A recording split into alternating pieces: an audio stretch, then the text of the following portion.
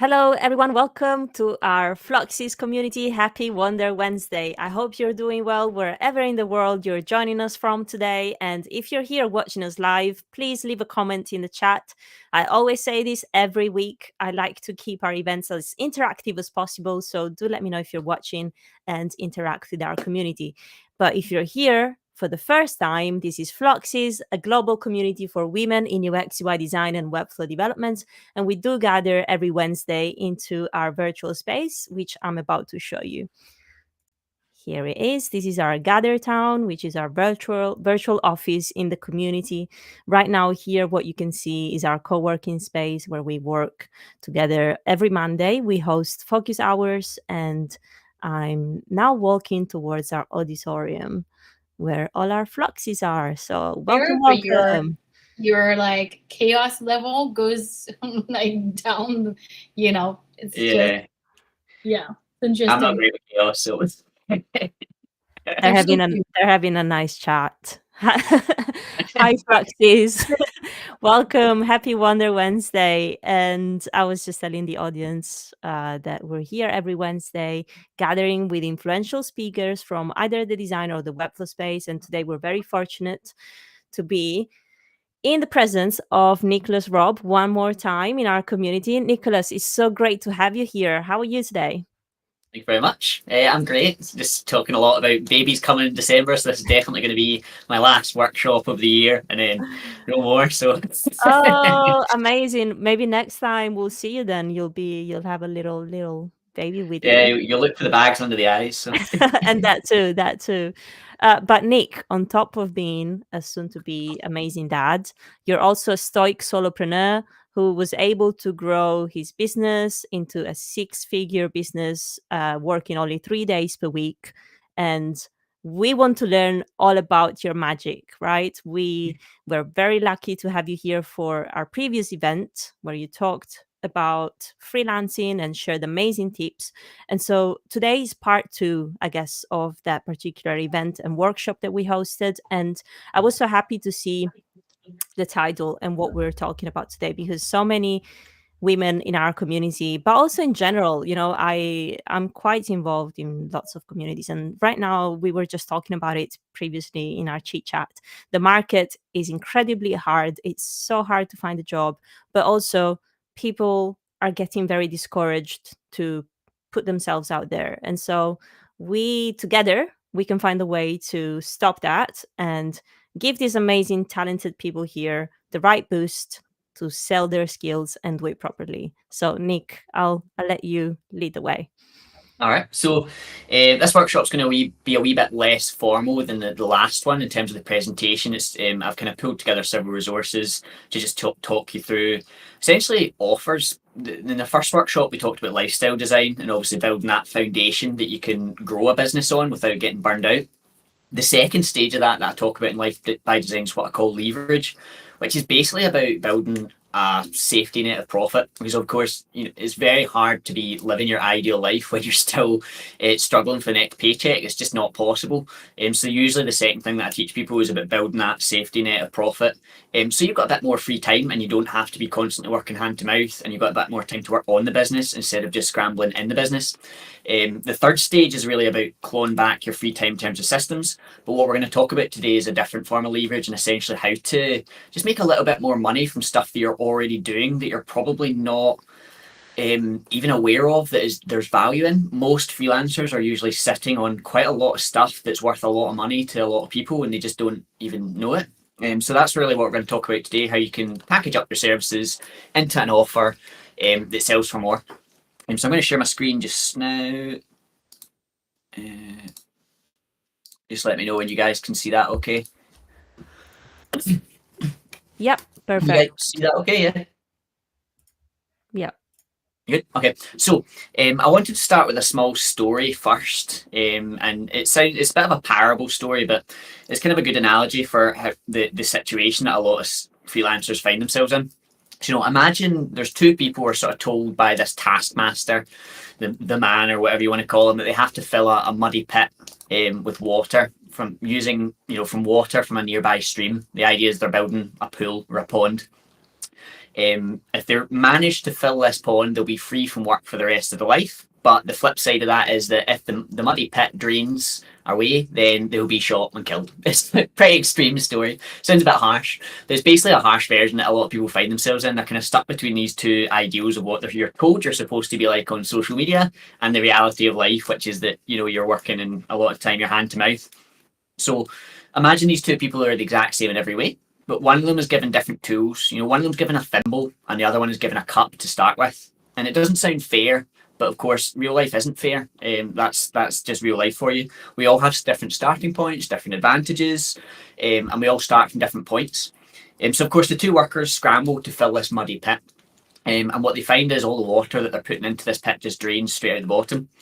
The worker with the thimble is running backwards and forwards between the stream, constantly just trying to fill their pit. And with that little thimble, they're never going to fill that pit enough. It's always just draining away just as quick as they fill it. Whereas the worker with the cup, they've got a little bit more of what we would call leverage. With every progress to the stream and back to the pit, they manage to put a little bit more water in the pit, which gives them a little bit more time between each trip. And using that time, they can basically build up even more leverage that they can use and to, of course, fill the pit even quicker.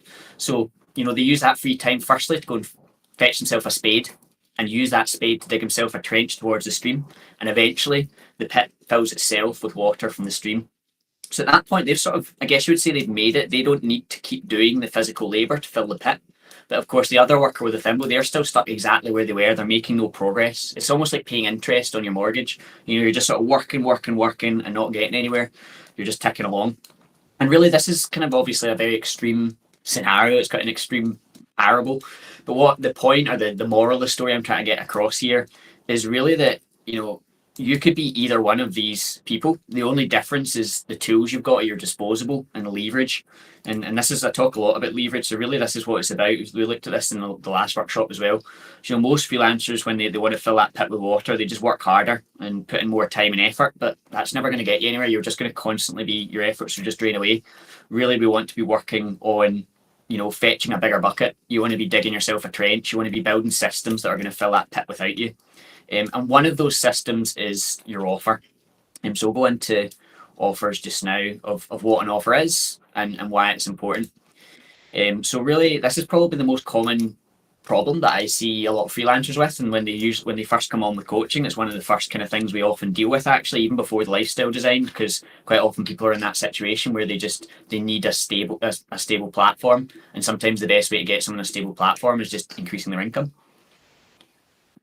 So really what this is about is taking the skills that you already have and packaging them into a result that provides more value for your customer. We're not just talking about adding a zero to your prices and not doing anything different. We're talking about helping out customers more, and they will pay you more in exchange for that service. This allows you to charge a higher price than your competition. And that's really an offer in a nutshell. You just provide more value and you can charge a higher price because you're not competing with other designers or creatives out there offering the same service as everyone else. And it really, it comes down to something quite simple. I see this over and over again when I do brand audits for freelancers. If you want to sell twice as well, all you have to do is just stop talking about what you do and start talking about how it's going to help them. It's a really simple shift, and you'll start to see this shift in sales calls and when you talk to people on LinkedIn, when you talk to people at networking events. Really subtle changes in words makes quite a big difference. For example, if you were a mortgage advisor, you would be saying, oh, I'm a professional mortgage advisor with 15 years experience. No one cares how many years experience you have. All they care about is how it's going to help them. So, a stress-free mortgage application, get your agreement in 7 days. That's where your experience comes in. It helps them get a stress-free mortgage.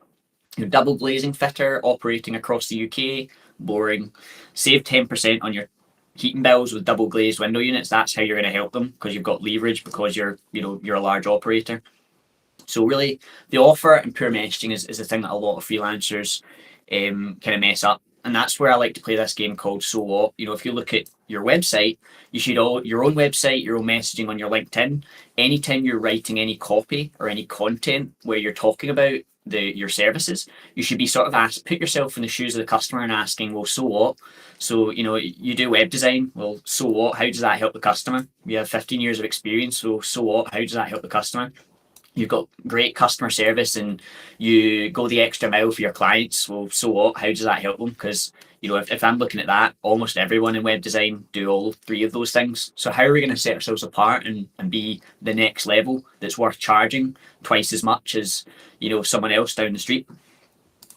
So really it starts with identifying the skills that you have that you can sell and combine for higher value. Of course, you want that to be things you enjoy doing. You don't want to be building a business around services that you don't enjoy doing. It sounds daft, but I've done that. Literally, I don't really enjoy social media, and I started selling social media, and I was like, why am I doing this?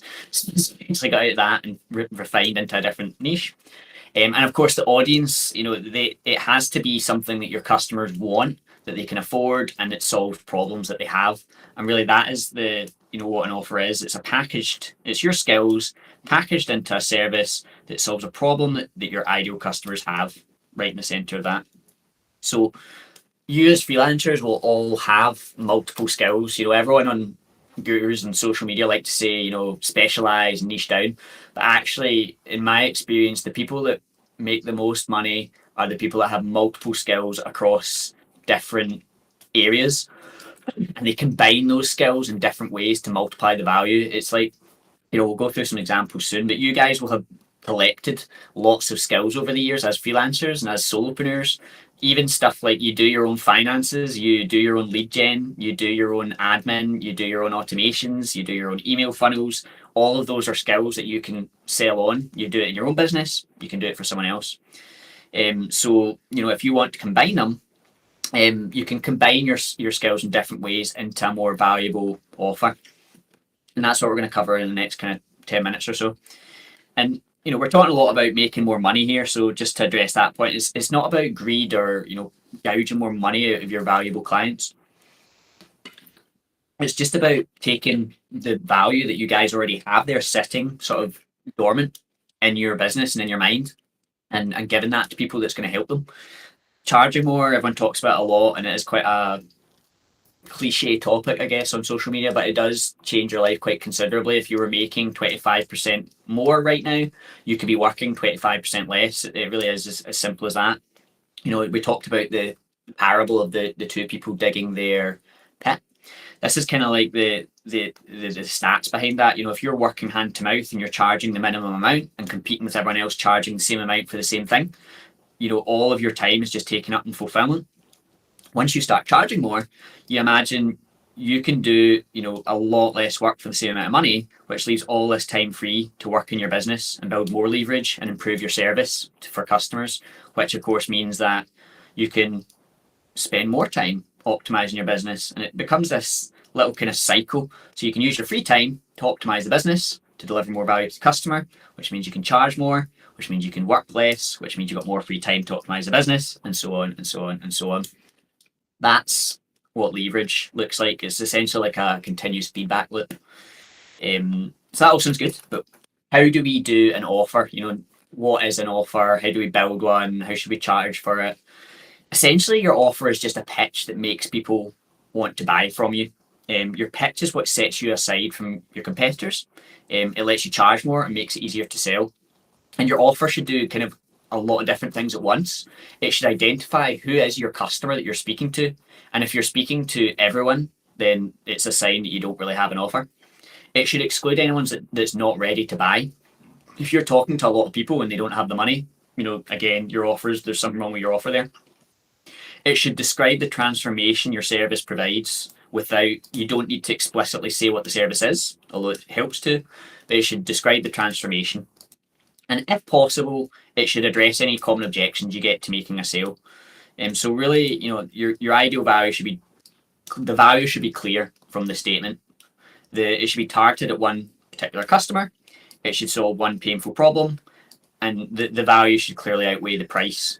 We talk a lot about value. Price is what you pay for it. Value is how much it pays off. That's what I always say to my customers. I will literally use that exact line. If they say to me, well, you're twice as expensive as someone I just spoke to 10 minutes ago, and I was like, well, what were they offering you? And they say, oh, web design. I say, right, okay.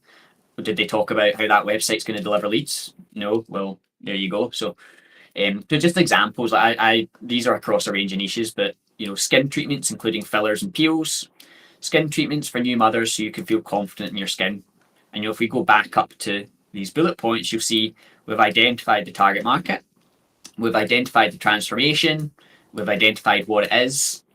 That's that's quite a nice little tidy offer there.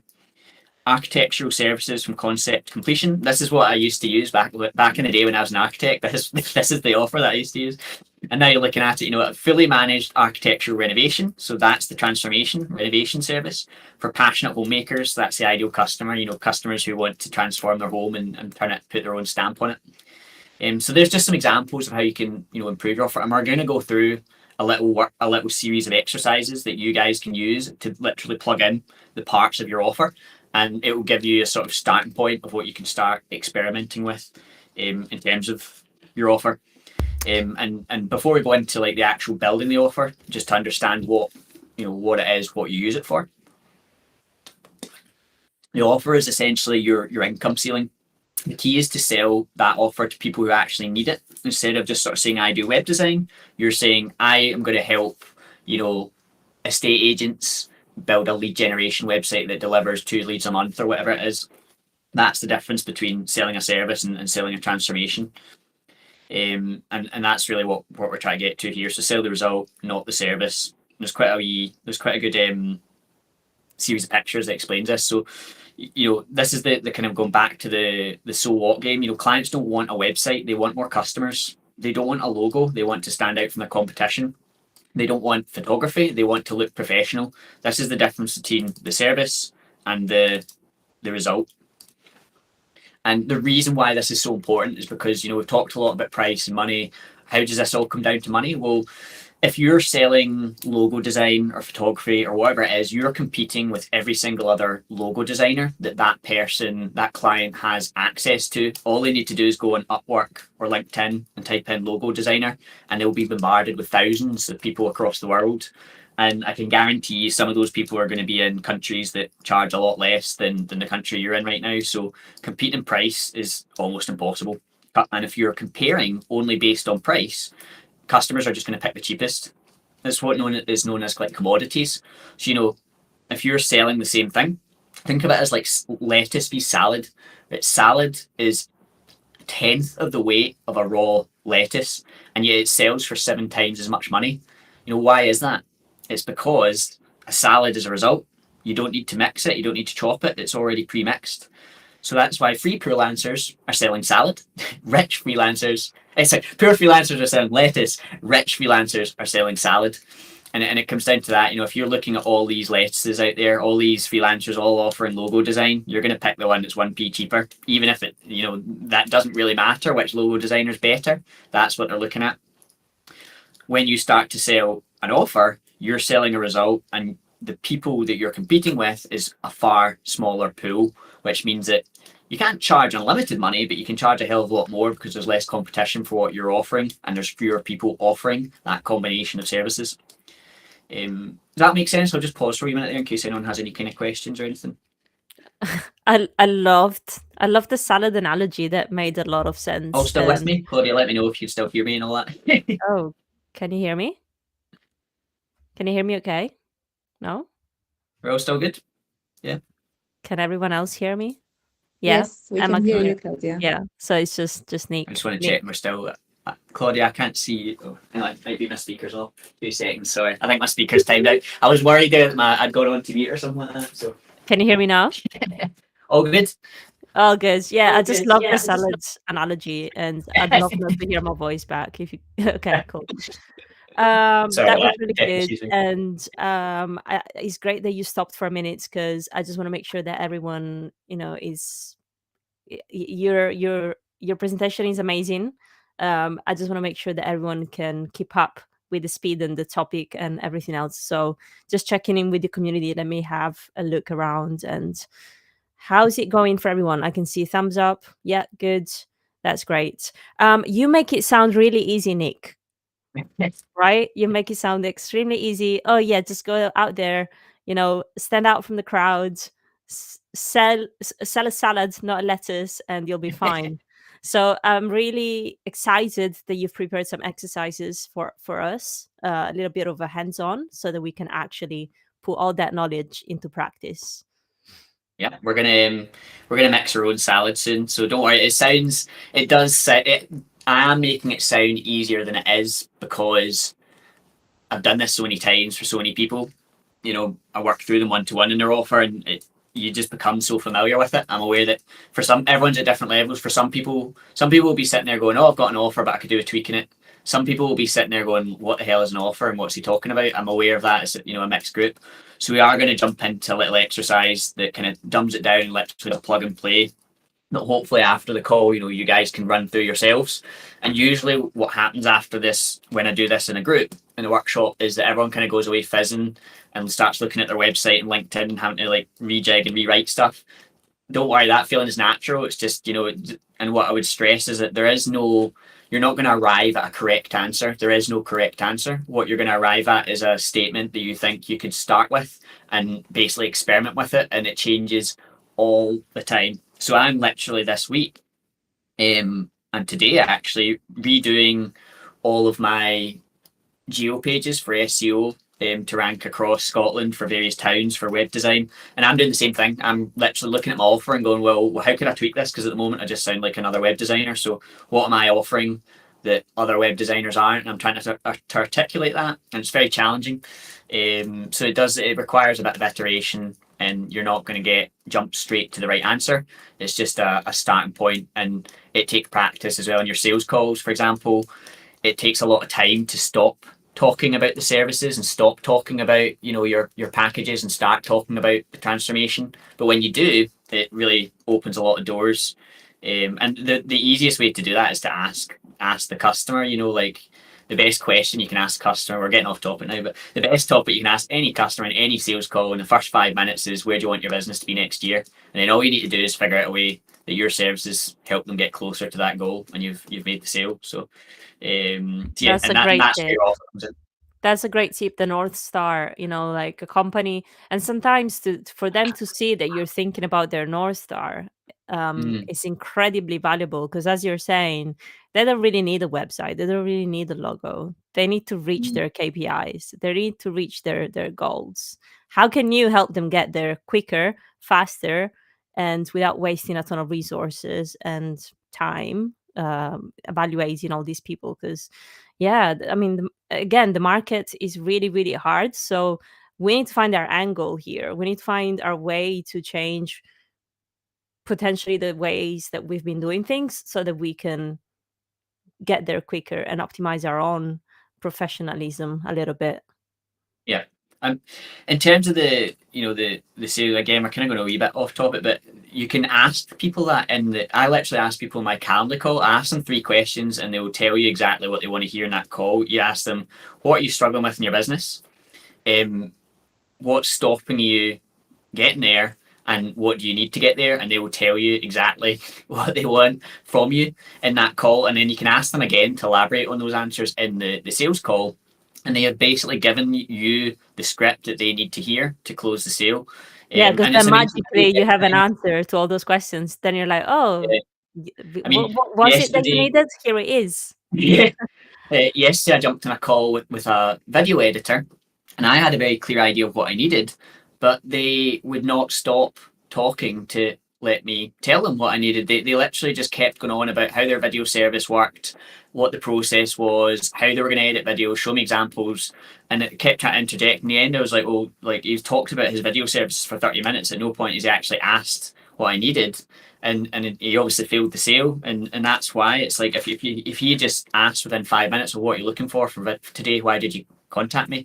I would have told him, and he would have been fine. So I just noticed Anna's asked a question. So Yeah, what if you're it's an starting off? interesting question. Yeah, what if you're starting off and you don't know who your customer is yet? So how do you find your perfect ICP, your ideal customer profile?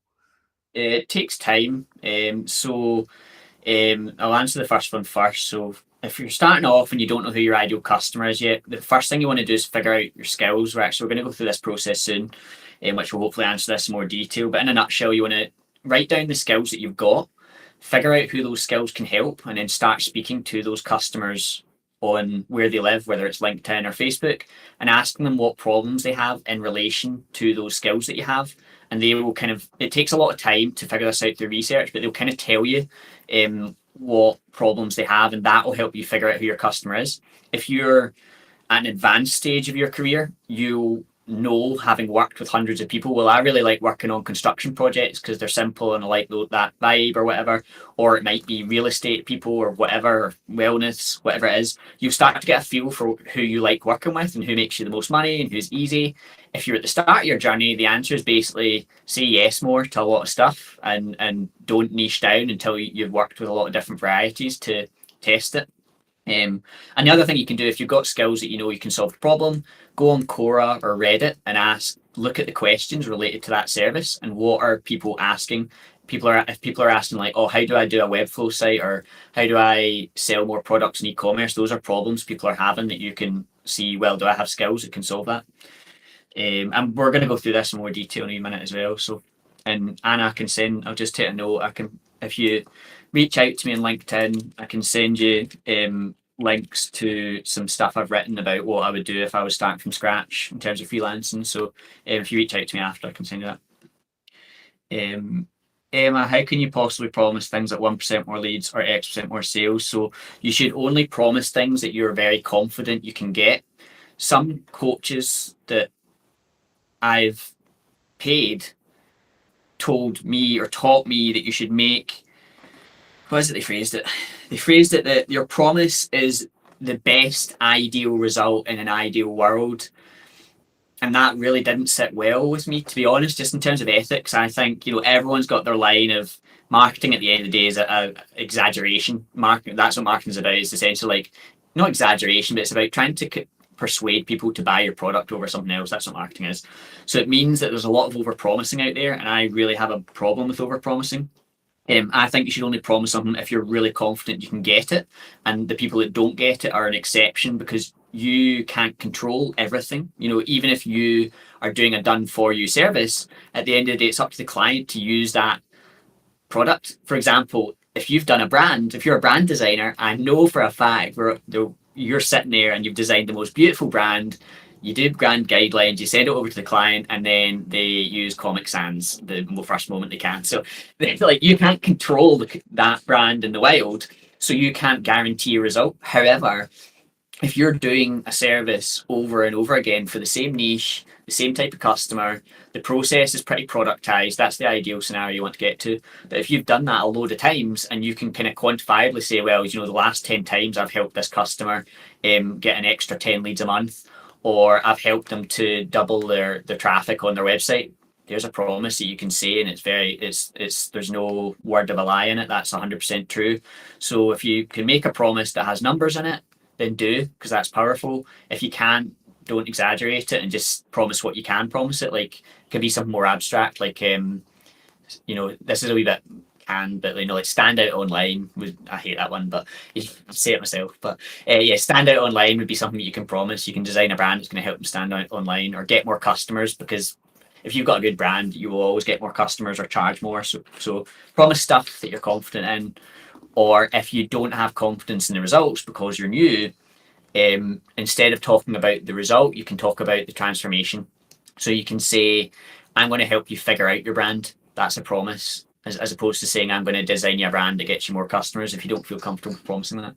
Yeah, that's why we often recommend also getting testimonials from clients or feedback, and really try to get as much data as possible so that you can back everything that you promise in the future with that data that you have from a past experience.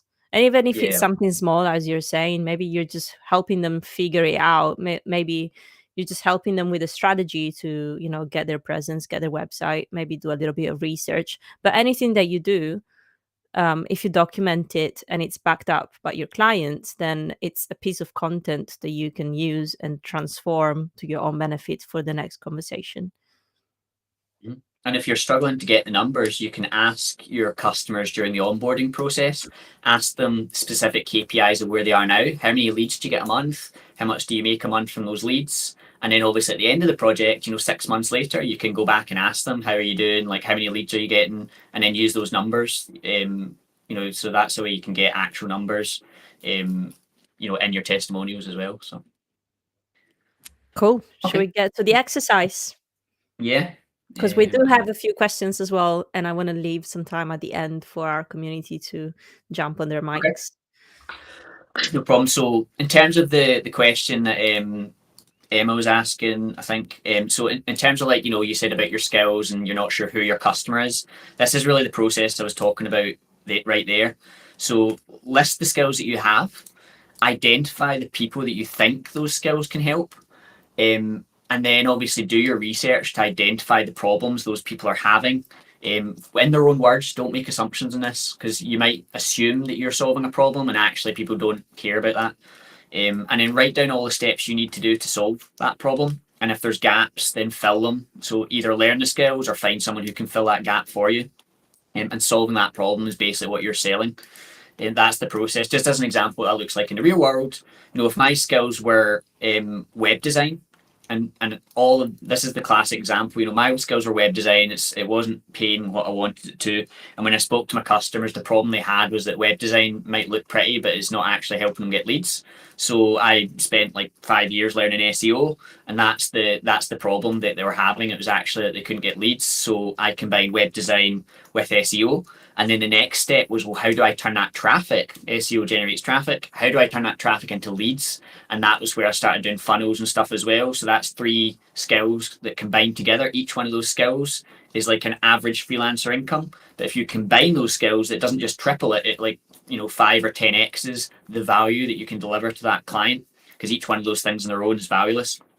So that's really where you want to stack your skills. And we'll jump into that just now. So this is the worksheet that I use in my one-to-one coaching. So you guys are getting a bit of free access just now. In terms of this process, it's basically we're gonna I like to say mix up a salad together. We're gonna take some elements and go through some examples. So like we've kind of covered what an offer is. Your offer isn't what you sell, it's just how you package. Well, it is what you sell, but it's how you package and frame the value that you provide to your customers in a way that makes it, I'm going to say, impossible for them to say no. It's not impossible for them to say no. But it does sell for a higher value than just saying what your service is and presenting your packages and saying, here's my logo design package, it's 300 quid, take it or leave it. What you're saying is, something that's far more attractive, and that fewer people can present with confidence. So this is the framework that I use to come up with all of my offers. I would say at least once a month I'm coming up with a new offer for something, whether it's a workshop, whether it's coaching, whether it's a new niche that I'm forcing my way into, whatever it is. So it kind of covered the 4 points. You want it to be valuable. You want it to be targeted at one person. You want it to solve one particular problem. Or another way to think of it is one job that they're trying to do. I read a book recently that talked about job thinking. So everyone is trying to do a job. They're trying to get more leads. They're trying to cut their admin time. They're trying to figure out how to do something. That's a job. And we're going to solve that job for them. And the value vis the price should be a no-brainer. So if you want to charge more and you want to add on an extra zero to your services, you have to communicate the value better. Otherwise, people won't pay for it. So here's the kind of bits that I plug into my offer. And it might be helpful here for those of you that are at an earlier stage of your career and you're not sure what your niche is or who your ideal customer is. It might be helpful to think of your offer as your niche as well. It's none of it's set in stone. You can change your niche. It's just what you're talking about to your customers when they ask you what you do.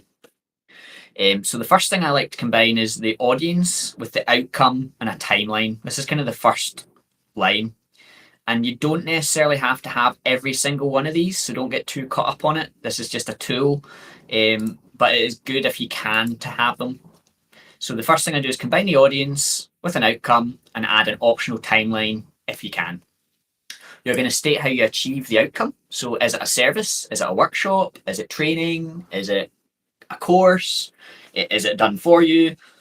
The next thing you're going to do is address their objections or establish trust. Now, this is essentially where you prove your results. This is where the numbers come in. You could say, I've worked with Fortune 500 companies, or ex-BBC director, or mine would be over 75-star reviews on Google. That's quite a win for me. Lead magnet, again, optional, but you can direct them to the next action, which would be something like, at its most basic form, book a call, get a quote. Something more advanced would be like, jump into my course or community, or book a free audit, something like that. And the sales name, again, this is kind of optional, but you can combine all of these into something a bit more catchy for marketing purposes. You don't have to. Sometimes I literally don't have a sales name and I just operate on this.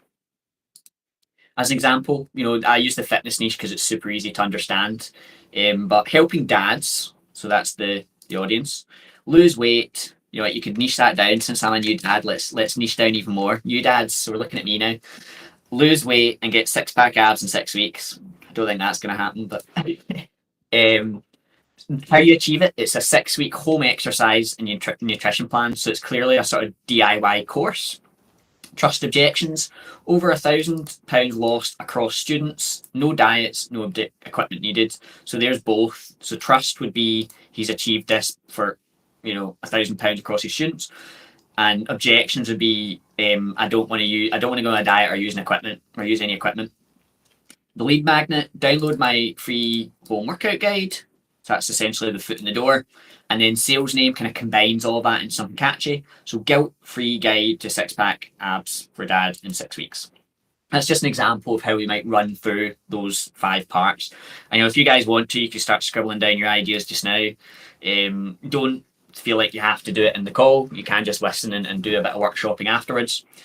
Another example, so this is really my offer this is quite a while ago now actually, so it's probably a bit outdated, but my offer would be I help freelancers build a solo business on a 3-day work week without burnout, a 6-week program to systemize the business for maximum profit and freedom. It's not 6 weeks anymore, 12. With life-changing results for my students. I feel, again, this is kind of funny because we're talking about promises. How can I promise life-changing results, right? Well, the reason I can promise life-changing results is because I have testimonials from my clients, from my coaching students who literally say it's been life-changing.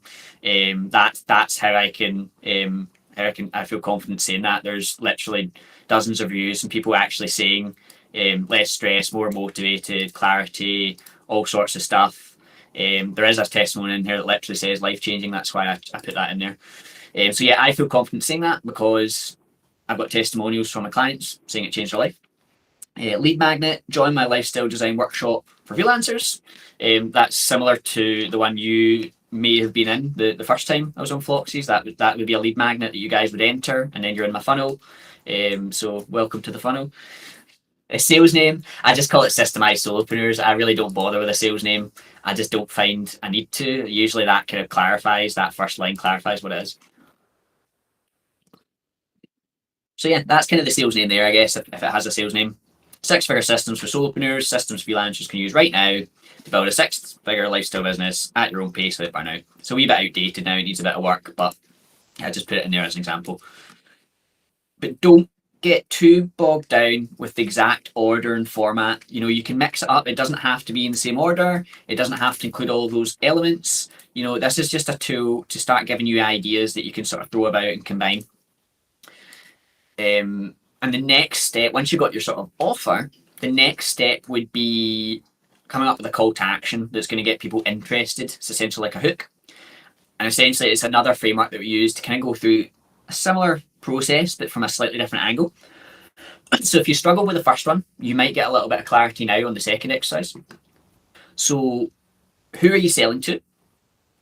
Why are they struggling with that problem? And what is the impact? I'm going to say, what is the impact on their life? Maybe a more accurate way of saying that. What transformation or result are you selling? How you deliver that transformation? And do they have any common objections that they can pre-address? So for an example, a call to action for a design community. Oh, this will be a good one for you, Claudia. So a call to action, join our design community. Let's improve this call to action by going through this process.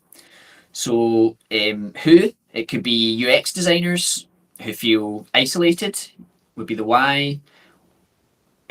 What would be build a support network that they can grow with. The how would be peer-to-peer workshops, and the have they any objections would be like, well, I don't want to be in a community with people who aren't like me. I'm fed up with going on LinkedIn. It's full of gurus. They want to meet people like them. So you can see there, that's essentially the parts of it. It's who is isolated UX designers. Why would be peer-to-peer, because they feel isolated, so that gives them a community. How would be support. They essentially get support they need. The what would be workshops, and the have objections would be people who get you.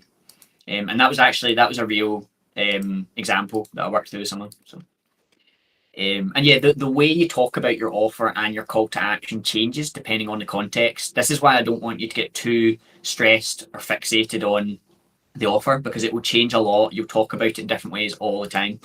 If you're talking about it for a workshop, for example, I might say it's a freelance lifestyle design chat. If I'm trying to get a newsletter subscription, I might say that I share simple systems for a 6-figure freelance business.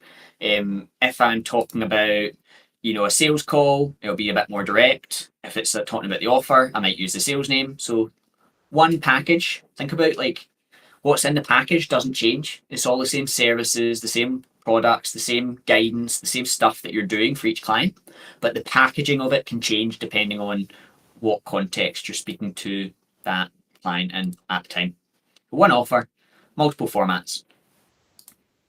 And really, the only way to figure out your offer and your niche is to make a best guess at it using these tools and just test it on the market, see what people resonate with.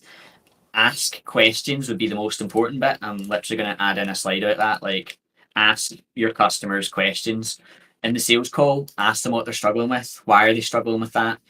What is the impact of them struggling with that? What would happen if they solved that problem? This will tease out the exact language, that your customers use. And help you to sell it to them. And if you can use the language they use to describe the problem, you've already won half the battle. So, and yeah, on your offer should then expand out to sort of everything you talk about on your website, on your social media profiles, and your content. All of this should be built around your chosen niche and offer. Now, obviously, the less clarity you have in your niche, the broader you'll have to be. You can, once you've got your niche and your offer super focused and super figured out, you can be really, really niche on social media and on your website and so on, and in the services that you offer. But until that point, you'll probably need to be a wee bit broader. So yeah, in terms of building authority, I'm probably not going to cover this stuff because it's just kind of getting out with the focus of the workshop, which is really about offers. But if you do want, I'll drop an extra resource after the call, because this kind of links into have a content strategy of taking your offer and plugging it into a matrix that helps you generate a profile cover. And there's some stuff in terms of like you can create a post schedule, talking about what to post and when, and that basically plugs into a weekly schedule of exactly what to post. That's another workshop for us. Using a system, sort of unlimited posts without ever running out. But I think in terms of time, I'll probably cap it there, because I know that obviously Claudia wanted some open Q&A. So. Of course, and that sounds as a whole new workshop for us in the future. Speaker's turned off again. Sorry. No worries. It's like a 10-minute timeout or something like that. So. You hear me now? Yeah. Yeah, I was just saying that sounds amazing. We can have you back for a third and final workshop maybe in 2025. Yeah, that'll be good. See what this time. No, of course. But yeah, thank you so much. The presentation was amazing. I loved all the tips, and thank you. If you'll share anything after that, I'll make sure I'll pass it on to the community. But yes, of course, let's open up the Q&A. So we want to prioritize people that are here with us at Floxies. So let me just look around the room. So people in the gather, if you have any questions, feel free to either raise your hand here. Anna's got one, or just come on your cameras and unmute your mics, and we'll make sure we get to all your questions. And people that are watching on the live stream, drop your questions in the chat. We'll try to get to them as well. Anna. Hi. Thank you for answering my question before. I just did a little bit of an exercise because I'm not 100% just starting out. but I'm trying to find the customers who actually can afford me. Okay. So I'm a web and branding designer. My background is branding, and so with your exercise, I got helping maybe small businesses or maybe businesses, helping businesses communicate their brand to customers clearly and attractively. Okay. And then I also got like businesses are not getting, this is the problem. Businesses are not getting their message across through their website, their language, and their branding. So I help them sound and look better and clearer. Okay. So that's What the kind of start. businesses are we talking about here? I'm not sure. I'm not Okay. sure. That's a good question. That's the first question to answer, because obviously you can't really start crafting your offer until you know who you're speaking to and how they would phrase that. For example, if you're talking to like a brick and mortar business on high street, what they'll talk about is getting people in the door. Whereas if you're talking to a virtual business, they'll have different language and different phrasing that they use. And even between niches, if you're talking to a lawyer, they'll talk very differently than a builder. So you got to figure out who is your ideal customer. And a lot of people start with small businesses and they say, well, I serve all sorts of businesses, and that's true. I do that in my own agency. But what you want to do is, as much as possible, try and cast a narrower net. And the way I always describe it is a bit like it's just about targeting. Your niche is just about targeting. You're going to catch people outside that net, and that's fine. You can serve the same services to different people outside your ideal customer profile, so all types of small businesses. But you want to be super focused on one type so that it connects more with them, because otherwise it's like shouting into a whole room instead of having a conversation with one person. So think of it like, if you're trying to shoot a target and you're aiming for the target and you miss by an inch, you're going to miss the whole target. But if you're aiming for the bullseye and you miss by an inch, you still hit. So that's what I mean by like niche is just targeting. And if you can't figure out a sector to narrow it down by, there's lots of ways you can narrow your niche. So it can be by size, it can be by sector, like wellness or fitness or construction. It can be by it could literally be by personality type. I have a student, Nicholas, and he was struggling to figure this out, and he essentially niched by he wants to work with people who don't take themselves too seriously. So that was his niche. It was by personality. So sometimes you have to get creative, but as much as possible, you want to narrow it down, try and figure out who in your existing client pool you enjoy working with, or that are particularly profitable, or that are easy to work with, and start with that. And then obviously you can tweak it and expand it and narrow it as you go.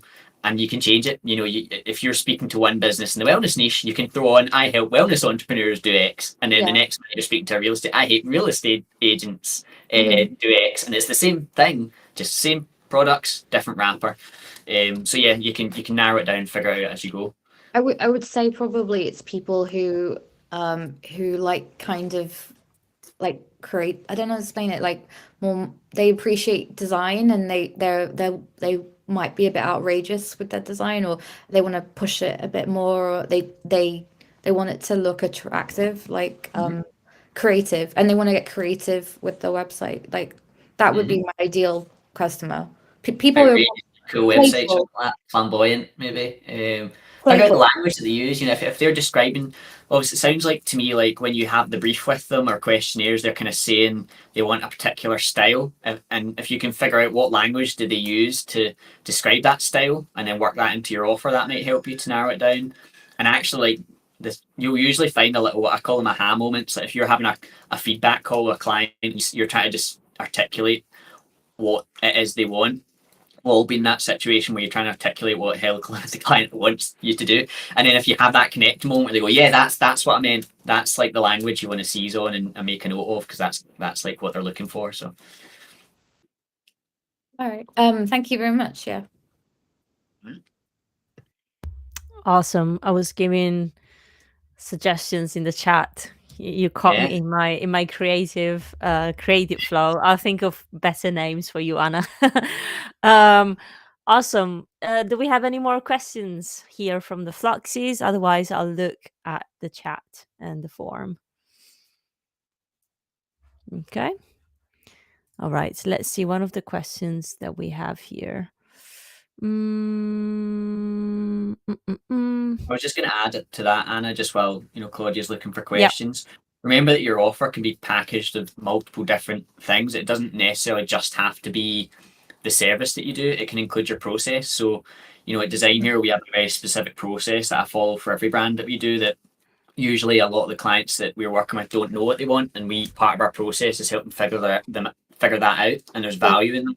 So you could be saying your process, your package includes a figure it out call, and this is where I was saying about leaving value in the table. A lot of freelancers don't realize the value they provide, so they think, oh, I'm selling the brand, but actually what you're selling is like, well, you go on a call and you help them figure it out, you provide them guidance on how to do that, you give them expertise for that niche on why they should do this or that.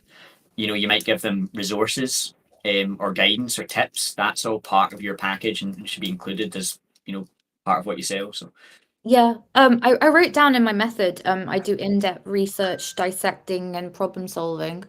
yeah, That's part of the thing I do. But also, I was selling it to someone recently, and I did manage to get them interested based on the fact that they know they can do it themselves, but a lot of them feel very like muddled in their brain.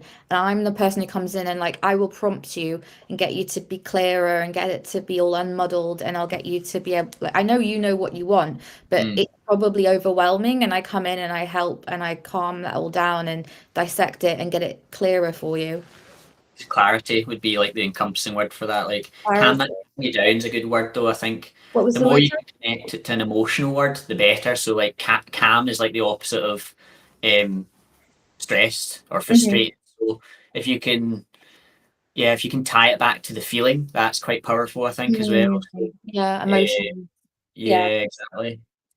How would you offer packages? Would you just Yeah, list the we've got a question from Ellie in the chat, and it's similar to another question that I see from Camila in the forum.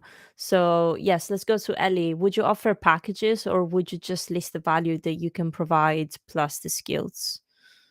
A bit of both, actually. I kind of use a hybrid model. So essentially what I do for my design projects is that I'm always talking about the offer, which is, for me, it's helping them grow a successful business. For Design Hero, that is my offer, because it includes so many parts. I don't just offer design service. I'll literally hold their hand. I'll give them guidance on the strategy. I'll tell them how to do this, how to do that. I'll help them set up automations between the parts of their systems. I'll train their team. I'll do the parts that are needed done to help them grow and launch a successful business. So that's my package. That's the offer. I'm helping to launch and scale a successful business. Within that package, there's lots of different services with lots of different value. So that's where you talk about the offer first. And then obviously in the sales call, you want to go into the phases, not in super detail, but just like broad strokes. And this is where a call, if we were talking about life by design, what I would be saying is, I help you to grow a 6-figure business on a 3-day work week without the burnout. Here's my offer. Within that, the first thing I'm going to do is help you to design your lifestyle as a stable platform to grow your business on without stress. The second thing I'm going to do is help you to build leverage in terms of multiplying the profit that you earn in your business. Those are what I like to call the quick wins, although I hate that phrase. And the third one would be, I'll introduce systems that you can plug into your business to help you claw back your free time. So that's the 3 phases. So obviously you can hear that I'm not really talking about specific services. I'm talking about results and transformations. And within those results and transformations, well, what's included? Well, that's where you get down to the nuts and bolts. Oh, well, it's going to include X number of one-to-one calls. It's going to include a private group where you can chat with your fellow students for feedback, open feedback. You'll get feedback calls from me at critical stages. You'll get resources and templates taken straight from my own business. Those are the lists of services that you mentioned, but they're all within the wrapper of the offer. And if you were selling, well, Ellie, what do you sell? Just out of curiosity, we can put context to it. Yes, sure. So that's a very good question. I was thinking about selling Webflow and WordPress and Shopify design and development. So I was also thinking about it would be great to add more, because then maybe I can create retainers. So I also considered email marketing and sales funnels, branding. So yeah, maybe all over the place a bit. I would definitely focus on one platform. Just my own experience of having worked, I just as a policy now, I no longer work on other platforms apart from WordPress. I know personally that other platforms are great, but all of my experience has been built in WordPress. So if someone comes to me and they have a really tricky problem and they're like, oh, developers aren't sure how to use it, they're talking about React and WordPress and Webflow, I'm like, I know exactly how I would solve this in WordPress right now, and I can tell you the strategy right now, and that's quite powerful in a call. So when you build up expertise on one platform, it means that you don't need to waste time in terms of admin. And as well as that, imagine, right, we're talking about packages, and I've just said as part of my web design package, I do everything that's required to help them grow a business. Part of that package is going to be training them on how to use their website and giving them guidance. So if you're doing 3 different websites, platforms, you have to do 3 different forms of training. You have to do 3 different processes for depending on that customer's on Shopify or Webflow or WordPress. So it doesn't really matter which one you pick, but I would pick one to focus on. And doesn't mean you don't have to say no to jobs that come along on other platforms, but for your marketing, I would focus on one. And in terms of like, the package vs the skills, you would be talking about, again, getting back to the transformation. Say it was Webflow you picked. Well, your package is going to be, you're going to design like, you need to tie this back to the audience and the result. But say it was to design blog websites for growing communities or something like that, you could say, well, you're basically going to help them build a thriving community. That's the result you're doing. The services within that would be web design. And then the key question would be, what do they need next? After you've done whatever you're selling right now, what do they need next? Because that is going to be the next thing that you're going to add to your offer to add value, to charge more. For them, it might be 6 months worth of content and a copywriter, or it might be SEO, or it might be automations between their website and their community platform, or a course or something like that. But everyone here could be thinking like, oh, what does the customer need next after I'm done and after our relationship has ended? And that's the next thing that you want to be trying to think about how to combine. And when the more bits you combine, like I would say 2 or 3 is probably a good number. But once you combine like 2 or 3 things, that's where you start to really multiply your value. So like 2 plus 2 starts equaling 10 instead of 4. And that's how you charge a lot more than other people. Got it. Thanks a lot for the answer. And one last question, Nick. How from Margaret here? How often do you review your pricing? Constantly, I would say. Definitely constantly would be the right answer there. So probably on a quarterly basis, I increase my pricing slightly, and it really depends on how busy I am as well. If I find like 3 months down the line, I'm seeing a really busy period, I'll basically start charging what I would call essentially fuck you prices, where you just start charging very high prices on the basis that you don't really need the work, and if you get the work at a really high price, you want to watch.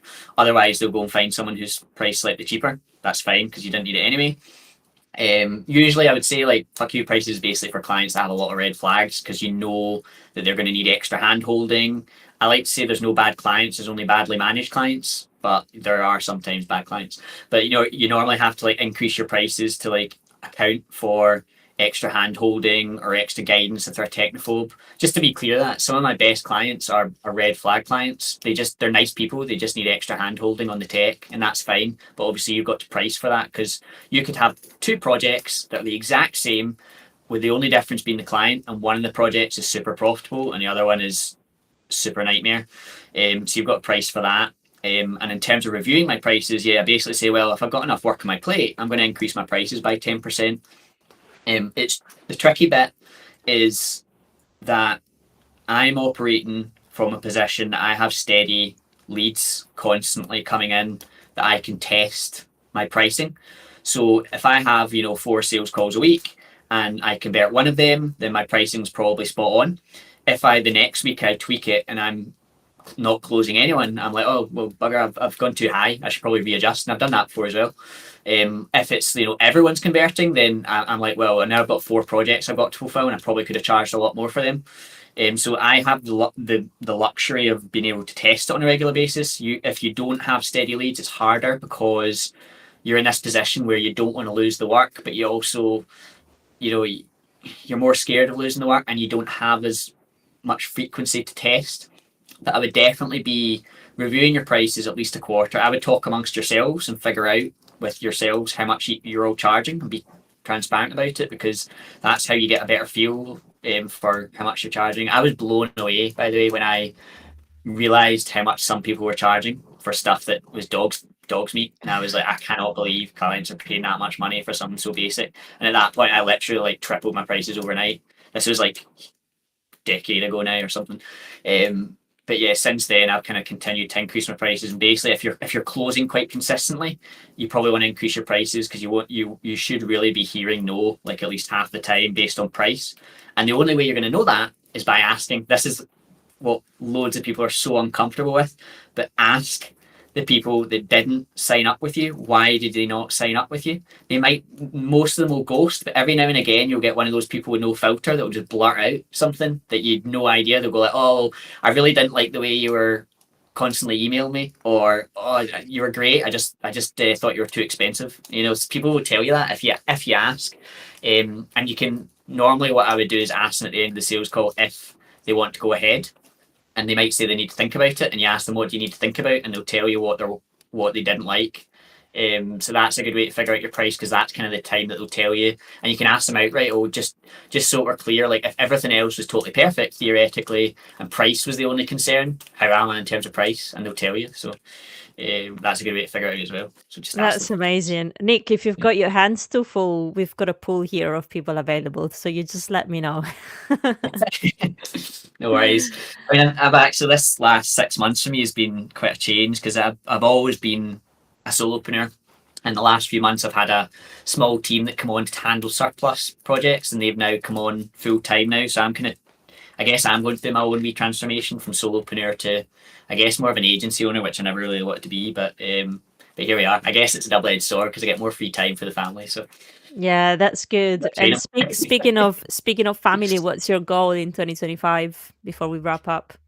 Probably to catch up on sleep, I imagine it'll be. So I'm literally not setting myself any goals for once, because I just know that I'm going to be a write-off for the next 6 months, and I have no idea how it's going to be, and how I'm going to cope. So I just don't want to put any pressure on anything. So I'm just sort of in this weird zone now where I'm just waiting. It could come any day now. So just in this weird zone of waiting.